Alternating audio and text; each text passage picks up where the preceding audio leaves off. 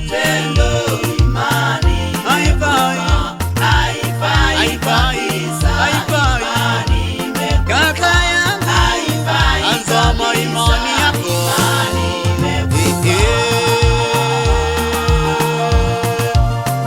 Imani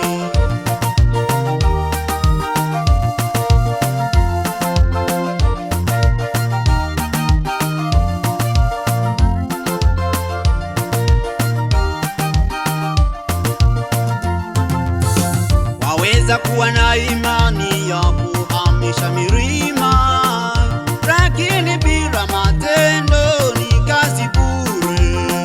Waweza kuwa na vipawa vya aina mbalimbali, lakini bila matendo ni kazi bure. Wachungaji wakitangaza kuna ujenzi wa kanisa, kila mmoja achangie, wewe unakimbia. Wakisema toa fungu la 10, wakisema toa sadaka, wewe unakimbia. Imani yako